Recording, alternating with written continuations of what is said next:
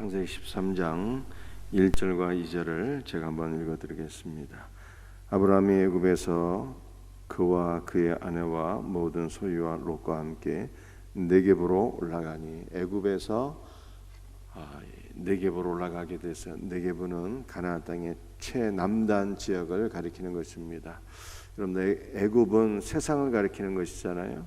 세상에서 다시 하나님께서 약속하신 가나안 땅, 이 가나안 땅은 그리스도의 풍성한 은혜와 생명을 가리키는 땅이고, 또 하나님께서 약속하신 땅이며 하나님 나라를 상징하는 것입니다. 세상에서 그리스도 안으로 다시 돌아오게 되었다. 1절 말씀은 바로 이러한 뜻입니다. 2절 말씀이 아브라함에게 가축과 은과 금이 풍부하였더라. 애굽에서 올라올 때 아브라함에게 은과 금과 가축이 풍부하였다 말씀하고 있는데, 이것은 아브라함이 외적으로 물질적인 복을 받게 되었다라고 하는 뜻입니다. 그런데 아브라함이 은과 금과 가축이 풍부하였다는 것은 단순히 물질적인 복을 받았다는 뜻만이 아니라 그가 영적인 복까지 아울러 받았다는 것을 나타내는 것입니다. 그의 믿음이 정금과 같은 믿음의 사람이 되었고, 그가 참 보배이신 예수 그리스도를 다시 얻게 되었고, 가축 또한 단순한 가축이 아니라, 여러분들 구약의 가축은 하나님께 성전에 올라가서 다 제물로 바쳐지는 것 아니겠습니까? 그런데 성전에서 바쳐지는 이 제물인 가축들은, 소나 양이나 염소는요 다 예수 그리스도를 상징하는 것이거든요. 그러므로 아브라함에게 은과 금과 가축이 풍성했다라고 하는 것은 그가 영적인 복을 받았고 그에게 예수 그리스도로 충만한 은혜가 있었다라고 하는 것을 보여주고 있는 것입니다. 저와 여러분에게도 영육간의 이와 같은 은혜가 임하기를 주님의 이름으로 축복합니다. 그런데 아브라함이 이렇게 영육간의 은혜와 복을 받은 것은 고난 이후에 받게 되었다고 성경이 말씀하고 있어요. 여러분들, 아브라함에게 어떠한 고난이 있었습니까? 어제는 우리가 창세기 12장 1절부터 4절까지의 내용을 읽어봤는데, 그 이후의 말씀을 보게 되면 아브라함에게 고난과 영적인 위기가 있었던 것을 12장이 말씀하고 있습니다. 12장 10절 말씀을 보게 되면 하나님께서 아브라함을 가나안 땅으로 인도하셨는데 그 땅에 기근이 심하였더라, 이렇게 말씀하고 있어요. 경제의 고난이 있었어요. 양식의 고난이 있게 되었습니다. 뿐만 아니라 아브라함에게 어떠한 위기가 오게 되었습니까? 가정이 붕괴될 만한 위기가 오게 됩니다. 가나안 땅에서 양식이 없어서 경제의 고난 때문에 더 이상 살 수가 없어서 애굽으로 내려가게 되는데, 애굽 땅에서 아브라함은 거짓말을 하게 돼요. 아내에게 이렇게 말하게 됩니다. 애굽 사람들이 당신의 아름다움을 보고 나를 죽이고 당신을 빼앗을 가능성이 많다. 그러므로 당신은 이제부터 나의 아내를 하지 말고 나의 누이 동생이라 하자, 이렇게 얘기하게 됩니다. 애굽으로 내려가니까 아브라함이 염려했던 일들이 실제로 일어나게 돼요. 사라에 대한 소문이 쫙 퍼지게 되었고, 그래서 애굽 왕 바로가 사라를 빼앗아 자기 아내를 삼아버리게 됩니다. 가정이 붕괴되고 깨지는 그러한 위기가 찾아오게 돼요. 그런데 그 위기 가운데 아브라함은 간신히 가정을 지키게 됩니다. 하나님의 은혜였어요. 하나님께서 어떠한 일들을 하시게 됩니까? 12장 17절 말씀을 보면, 여호와께서 아브라함의 아내 사라의 일로 바로와 그 집에 큰 재앙을 내리신지라. 하나님께서 바로에게 재앙을 베풀어 주신 결과 아브라함이 아내를 다시 되찾게 되고 그의 가정은 유지가 되게 되었습니다. 여러분들, 아브라함의 위기는 단순히 경제적인 위기나 가정의 붕괴만이 아니었어요. 그에게 영적인 위기도 찾아오게 된 것입니다. 하나님께서 인도하신 땅은 애굽이 아니었어요. 가나안이었습니다. 아브라함은 가나안에서 비록 경제적인 고난이 있을지라도 믿음으로 살아야 되었습니다. 하나님께서 이 땅에선 나와 함께 하시고 나를 반드시 복 주실 것이라고 하는 믿음으로 살았어야 되는데, 믿음으로 살지 못하고 그만 애굽으로 내려갔잖아요. 애굽은 세상을 가리키는 거예요. 그러므로 아브라함의 고난과 위기는 세 가지였으니 경제적 고난이 있었고 가정이 붕괴되는 고난과 위기가 있었고 그 다음에 신앙의 위기가 그에게 있었다라고 하는 것을 12장이 말씀하고 있어요. 그런데 13장의 내용은 무엇입니까? 이러한 고난 이후에 하나님께서 아브라함을 위로하셨고 아브라함에게 은혜와 복을 주셨다는 거예요. 그래서 은금이 가축이 풍성하게 되었다라고 하는 것을 말씀하고 이 말씀이 우리에게 소망이죠. 여러분들 우리의 삶에 혹시 고난이 있는 분이 있지는 않습니까? 고난 이후에 하나님께서는 우리를 위로하시고 은혜와 복을 주신다고 말씀하고 있으니 여러분들이 고난 가운데 절망하지 마시고 고난 이후에 하나님께서 나와 함께 하시고 나를 붙잡아 주시고 나에게 복을 주실 것이라고 하는 이 믿음으로 살 수 있기를 주님의 이름으로 축복합니다. 여러분들 고난은요 우리가 말씀에 순종하고 또 사명을 감당함으로 고난이 올 수도 있지만 내가 믿음이 연약해서 내가 잘못해서 고난이 올 수도 있잖아요. 여러분 아브라함이 당한 고난은 어떤 고난이었습니까? 그가 신앙생활을 잘해서 말씀 가운데 순종해서 사명을 감당하다가 받은 고난은 아니었어요. 그런 고난이 아니었어요. 뜻하지 않은 경제 위기가 찾아오게 되었지만 그 이후의 고난은요 아브라함이 연약해서 받은 고난이었어요. 믿음이 연약해서 자기 아내를 누이 동생이라 속이고 그래서 가정이 깨질 뻔하고 믿음이 연약해서 가나안 땅에서 승리하지 못하고 애굽으로 내려가고 세상으로 돌아가고 아브라함이 연약해서 고난이 찾아왔는데 그럼에도 불구하고 고난 이후에 하나님께서 아브라함의 신앙도 회복시켜 주시고 아브라함에게 은혜와 복을 주셨다는 이것이 우리에게 소망이죠. 사랑하는 성도들이여, 고난 후에 하나님께서 우리에게 은혜와 복을 주실 것을 믿고 고난 가운데 절망하지 말고 승리하는 복된 성도들이 되시기를 주님의 이름으로 축복합니다.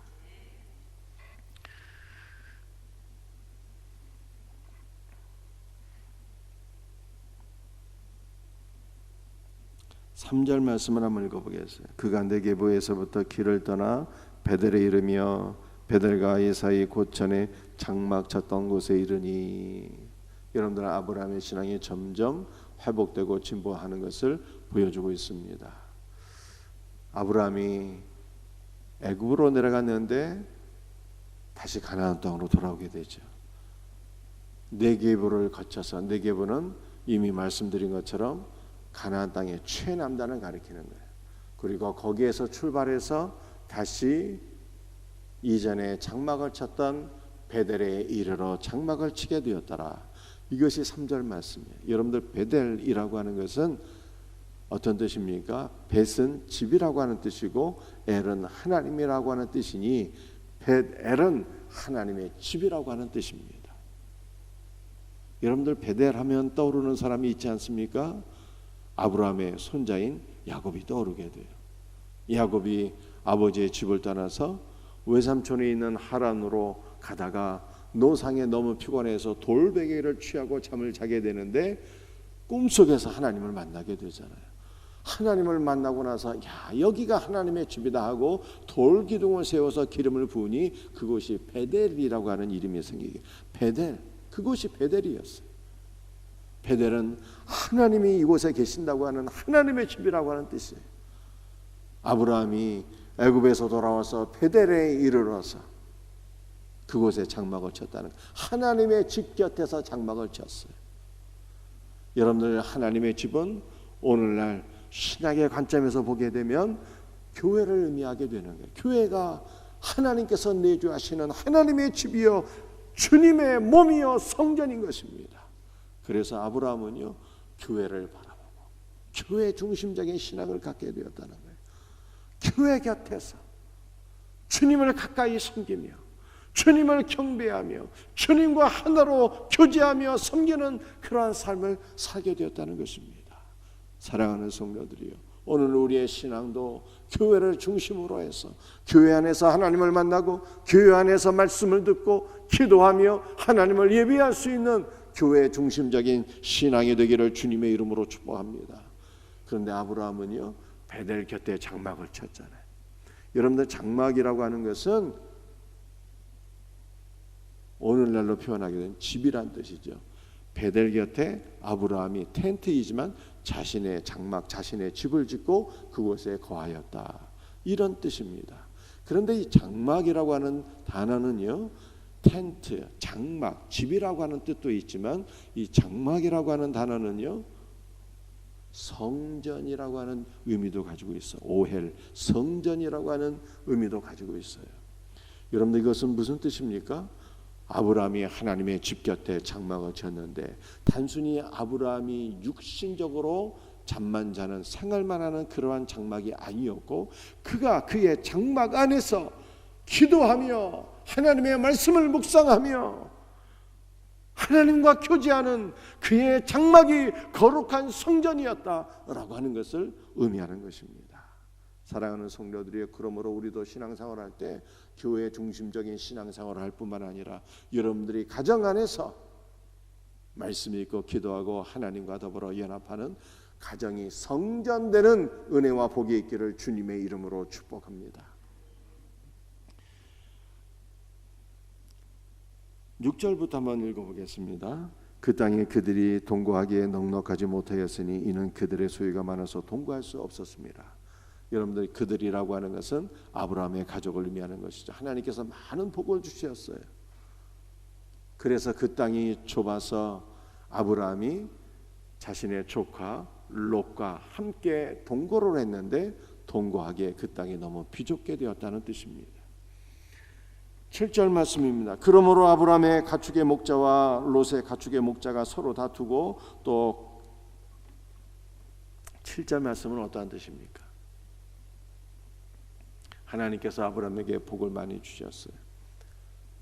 은금도 풍성하고 가축도 너무 많아서 아브라함의 가축의 목자와 롯의 가축의 목자가 서로 다투었다.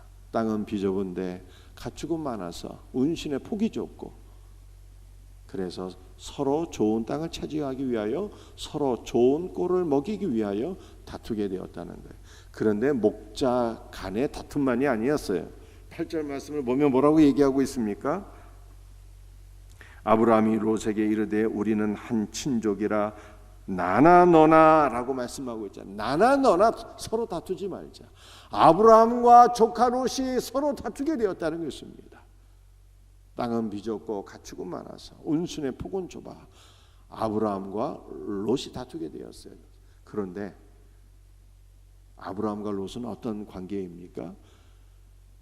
작은아버지와 조카의 관계이거든요. 작은아버지와 조카의 관계. 여러분들, 롯의 아버지가 일찍 죽어서 작은아버지인 롯과 함께 오랫동안 살게 되었어요.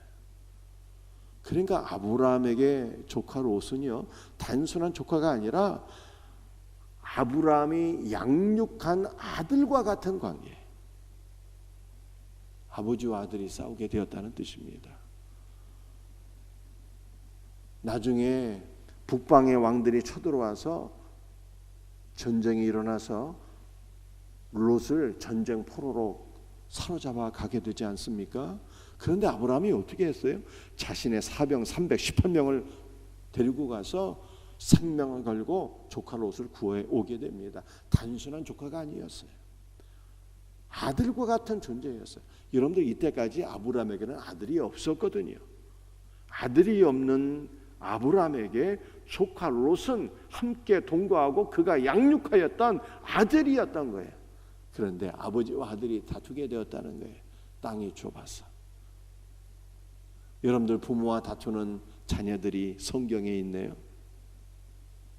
부모와 다투는 자녀들은 어떻게 하면 좋을까요? 여러분의 자녀들은 혹시 부모와 다투고 있지는 않습니까? 자녀와 더불어 다투게 될 때, 부모와 더불어 다투는 자녀들 성경에 어떻게 하라고 말씀하고 있습니까? 여러분들, 구약 성경을 보게 되면 부모에게 욕하는 자녀들, 부모와 더불어 다투는 자녀들 어떻게 하라고 되어 있는지 제가 가르쳐 드릴까요? 돌로 쳐서 죽이라고 말씀했어요. 돌로 쳐서 죽이라. 아니, 사랑의 하나님께서 사랑하는 자녀들을 왜 돌로 쳐서 죽이라고 말씀했을까요? 우리는 자녀들을, 부모와 더불어 다투는 자녀들, 부모에게 욕하는 자녀들 어떻게 해야 되는 것입니까? 진실로 돌로 쳐서 죽여야 돼요. 그런데 이것은 무슨 뜻일까요? 정말로 돌로 쳐서 죽이라는 뜻이 아니라, 이 돌이라고 하는 단어는 에벤이라고 하는 단어인데, 이 에벤은 아부와 벤의 합성어예요. 아부는 아버지란 뜻이고 벤은 아들이란 뜻이에요. 그래서 돌은 에벤인데 그 아버지의 아들이란 뜻이에요. 아버지의 아들. 아버지의 아들이 누구입니까? 하나님 아버지의 아들, 예수님이 아버지의 아들이에요. 그래서 예수로 쳐서 죽이라는 거예요. 예수로. 여러분들, 우리는 어떠한 존재입니까? 예수와 함께 우리가 죽었잖아요. 예수와 함께 십자가에서 예수와 함께 죽은 거예요. 우리의 옛사람은. 그래서 우리가 그리스도 안에서 새 생명을 얻었잖아요. 새 생명을. 우리의 자녀들도 참돌이신 예수 그리스도로 죽고, 그들의 옛사람이 예수 그리스도로 죽고, 그들의 약한 성품이 예수 그리스도에 의해서 죽고 다시 태어나야 된다는 뜻입니다. 여러분들, 부모와 더불어 다투는 자녀들을 바라보면서 절망하지 마시고요, 참돌이신 예수 그리스도로 죽게 하옵소서. 예수 그리스도 안에서 거듭나게 하옵소서. 여러분들, 그렇게 기도할 수 있기를 바랍니다. 여러분들, 아브라함이 다투게 되었을 때 그가 최종적으로 어떠한 결정을 내리게 됩니까? 9절 말씀 보시기 바랍니다. 9절. 내 앞에 온 땅이 있지 아니하냐. 나를 떠나가라. 내가 좌하면 나는 우하고 내가 우하면 나는 좌하리라. 다투게 되었을 때 아브라함이 조카 롯을 불러서 얘기합니다. 네가 우하면 나는 좌하고 네가 좌하면 나는 우하리라. 이렇게 얘기합니다. 좁은 땅에서 서로 다투지 말고 우리가 이제는 헤어질 때가 되었다. 내가 너에게 선택권을 주마. 네가 원하는 좋은 땅을 선택해라. 네가 우하면 나는 좌할 것이고 네가 좌편을 선택하면 나는 오른편으로 가리라. 그렇게 얘기합니다. 여러분들, 이것은 무슨 뜻인가 하면은 아브라함이 자신의 권리와 선택을 다 조카 롯에게 양보했다는 것입니다. 여러분들, 분쟁이 있게 될 때 성경은 무엇을 말씀하고 있는 것입니까?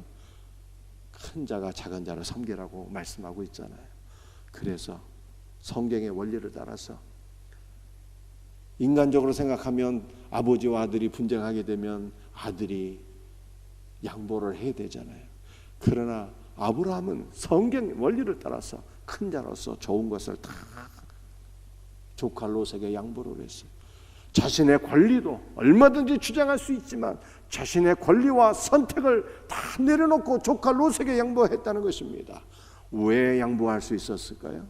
그것은 감찰하시는 하나님, 살펴보시는 하나님이 계시기 때문에, 내가 나의 권리와 선택을 다 내려놓을지라도 하나님은 나를 보상해 주실 것이다. 내가 잃어버린 것, 내가 양보한 모든 것들을 하나님께서 나에게 보상해 주실 것이라고 하는 그 믿음이 아브라함에게 있었기 때문에 아브라함이 조카 롯에게 모든 것을 양보했던 것입니다. 사랑하는 성도들이요, 우리가 분쟁이 있을 때 우리도 이 믿음으로 살 수 있기를 바랍니다. 내가 나의 선택, 권리, 나의 모든 것들을 내려놓을지라도 하나님께서 나를 보상하실 것이라고 하는 이 믿음으로 살 수 있는 우리 성도들이 되시기를 주님의 이름으로 축복합니다.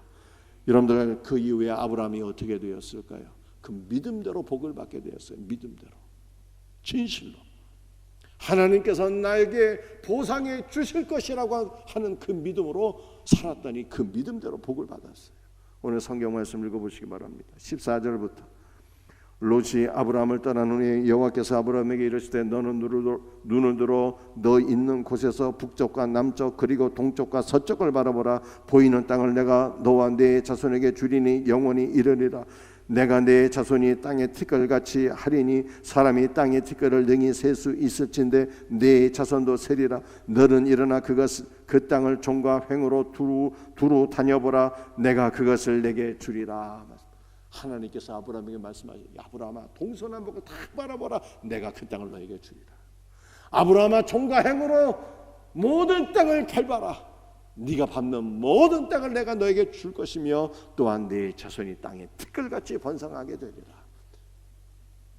하나님께서 땅만 주시는 것이 아니라 자녀의 복까지 약속해 주셨어요. 할렐루야. 사랑하는 성도들, 우리도 믿음으로 살아야 돼. 믿음으로 살펴보시는 하나님 앞에 내가 모든 것 양보할 때, 나의 권리도 다 내려놓을 때 하나님께서 나를 복 주실 것이라는 믿음, 이 믿음으로 우리도 복을 받기를 주 예수의 이름으로 축복합니다. 기도하시겠어요?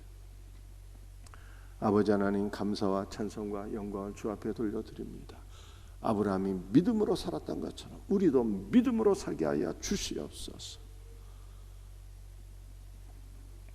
고난 후에 우리를 위로하시고 복 주시는 그리스도를 소망하며 사모합니다. 우리도 아브라함처럼 배들 곁에 장막을 치게 하시고 우리의 장막이 단순한 장막이 아니라 거룩한 성정되는 은혜를 베풀어 주시옵기를 간절히 기도합니다. 주여, 부모와 다투는 자녀들이 있습니까? 부모에게 욕하는 자녀들이 있습니까? 참돌이신 그리스도에서 죽게 하시고 저들이 그리스도 안에서 새 생명을 얻게 하여 주시옵소서. 주 예수여, 분쟁이 있을 때 우리의 모든 선택도 권리도 다 내려놓기를 원합니다. 우리의 삶을 감찰하시는 하나님 앞에서 우리가 내려놓은, 우리가 잃어버린, 우리가 양보한 모든 것들을 보상해 주시는 하나님을 믿는 믿음 안에서 살게 하여 주시옵소서.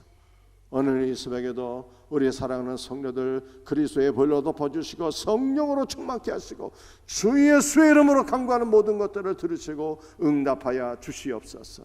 모든 것을 감사하며 예수님의 이름 받들어 간절히 기도드리옵나이다. 아멘.